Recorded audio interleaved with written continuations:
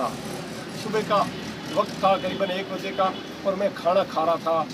उस इतने में मैंने रोटी थाली में डाल करके मैं खाने के प्रयास में था और एक मुझे लिया। उसमें मेरे पास किसी ने फ़ोन किया कि मगनाराम एक वहाँ कोई मेघवालों की बच्ची है दलितों की, वो कुंड में उसका शव मिला है। मैंने कहा उम्र क्या है कि 17 साल है। मैंने कहा उसके पीछे कोई न कोई कारण है, रीजन है गंभीर, ऐसे 17 साल की बच्ची मर नहीं सकती। तो मैं मौके पे तुरंत मोटरसाइकिल लेके गया।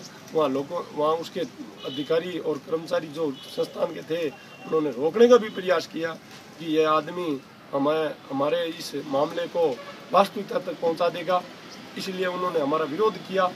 फिर भी हमने वहाँ मौके पे पहुँच गए। मौके पे पहुँचे थे उस समय ये सारे लोग बॉडी निकाल रहे थे और बॉडी निकाल करके सीधी ट्राली में डालकर एक जो कचरा मृत पशु धोने वाले ट्रैक्टर में डाल करके बिना कपड़ा उड़ाए ले जाने का प्रयास कर रहे थे। हमने मना किया, उनके बावजूद भी वो चले गए।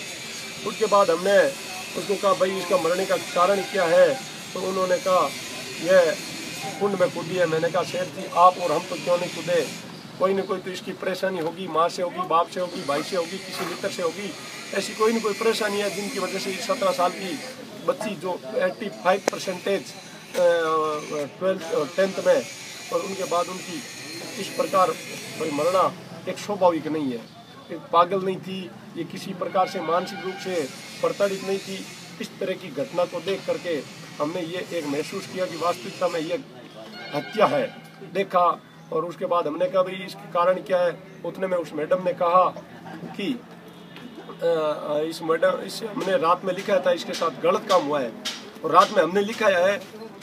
मैंने कहा आपका भाग इसमें पूर्णतः आप सहमत और आपने मर्डर किया है। मर्डर नहीं किया है, हमने नाइट में लिखा है, इससे प्रताड़ित हो सकती है। मैंने कहा अच्छा फिर तो आपने लिखाने की वजह से मरी है, आप ही तो कह रहे हो आपने लिखाया वो क्यों लिखवाया। और इसमें धनाढ़ सेट है, इन्होंने पहले पूरे पुलिस प्रशासन को भी सेट कर लिया था। साथियों आवाज़ उठाने में हमारे साथ में जुगल जी हड्डीला, सीताराम जी नायक और भी बहुत से लोग थे, जैसे गोविंदराम जी मेघवाल, रामेश्वर जी ने भी विधानसभा में नेता प्रतिपक्ष होने के नाते मुद्दा उठाया। सचिन जी पायलट साहब भी इस मुद्दे को उठा करके वहाँ बाड़मेर तक गए। और बीजेपी के नेता, भारतीय जनता पार्टी के नेता तरुण राय कागा ने भी विधानसभा में सबसे पहले ये मुद्दा उठाया। इसमें पार्टी विशेष से ऊपर उठ करके 36 कौमों ने ये वास्तविकता में एक ईश्वर चंद्र भेद है, इसको मैं ये तो नहीं कह सकता, हमारे पास सबूत नहीं है, लेकिन 95% लोगों की जो पब्लिक है, पॉपुलेशन है, वो कह रही है। और एक आदमी कह रहा है कि ये बहुत बड़ा क्रिमिनल आदमी है। आज से पहले भी इन्होंने हजारों घटना की होगी लेकिन सामने नहीं आई। साथियों इस तरह हमने एक बहुत बड़ी मुहिम के साथ हजारों लोगों के साथ शुरुआत की और उनके बाद भाई साहब बहुत गंभीरता से मुद्दे को लीडर ऑफ अपोजिट विधानसभा से यह जब क्वेश्चन डाला गया तो इन्होंने डिप्टी से तुरंत जांच करवाने का प्रयास करके एडिशनल एसपी सतनाम सिंह को जांच दे दी गई। हमने पहले वार्ता की पुलिस प्रशासन से और एसपी सहित सब लोगों से वार्ता की, तो उन्होंने एक ही बात कही कि इसमें मुलजिम नहीं बन सकता, ये जो विजेंद्र सिंह है ये भी मुलजिम बनने के लायक नहीं क्योंकि बच्ची की गलती है। मैंने कहा बच्ची में बॉक्स लगता है, बच्ची फर्स्ट बात तो ये गई नहीं है, बच्ची को मारा गया है और उसके साथ रेप किया गया है। साथ ही इस तरह की गंभीर घटना को देखते हुए पूरे नौखा ही नहीं, पूरे राजस्थान के दलित समाज ही नहीं, संपूर्ण समाज में इनका भयंकर आक्रोश है।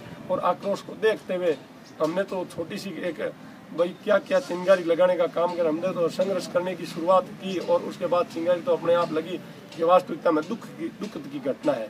ये घटना एकदम सही है। राजस्थान की सरकार की जो मुख्यमंत्री वसुंधरा राजे है वो भी इन पे आरोप लगा करके, हम जब वसुंधरा से मिलने ले गए तो वसुंधरा ने एकदम स्पष्ट इनकार कर दिया। वसुंधरा ने कहा उनके साथ अवैध संबंध थे। मैंने कहा मैडम आप मौके पर मौजूद थे या मैं था, ये तो हम कह नहीं सकते अवैध संबंध थे।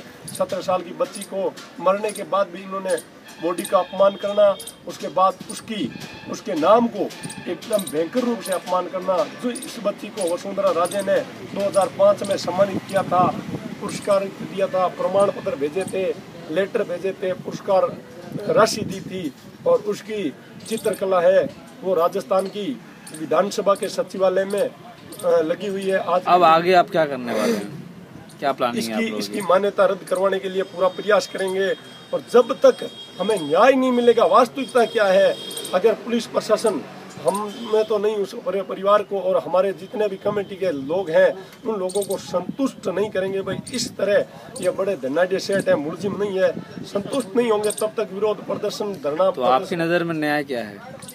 हमारी नज़र में ऐसे कॉलेज की और ऐसे महाविद्यालय की या ऐसे संस्थान की जरूरत नहीं है हमें। या नोखा में ऐसे कॉलेज बंद होने चाहिए जिसमें इस तरह एक टीचर होने के नाते बलात्कार करके उसका मर्डर किया जाता है और उनके बाद इस बच्ची को मार करके कुंड में फेंक दिया जाता है। इससे गंभीर घटना क्या हो सकती है बॉस?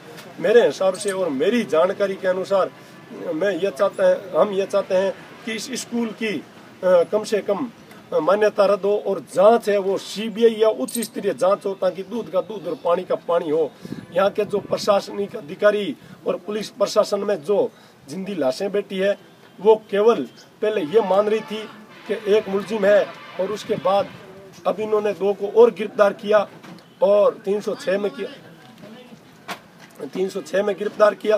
साथियों, मैं आपको ये बता देना चाहता हूँ कि इन जिंदी लाशों से हमें न्याय की उम्मीद नहीं कर सकते, क्योंकि इसमें ये गंभीरता से लेते हुए राजस्थान की सरकार को और भारत की सरकार को इसमें एकदम अग्रणी बनकर सीबीआई को जांच सौंप देनी चाहिए।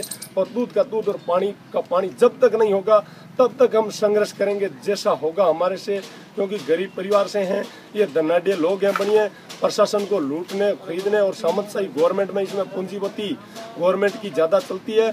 और पैसे आज का जो युग है वो आर्थिक युग है। ईश्वर चंद बेदे एक अरबपति पार्टी है, उनसे झगड़ना कोई नामुमकिन बात नहीं है। लेकिन फिर भी हम जब तक जिंदे रहेंगे, हमें दम रहेगा, तब तक हम संघर्ष करेंगे। जय भीम, जय भारत।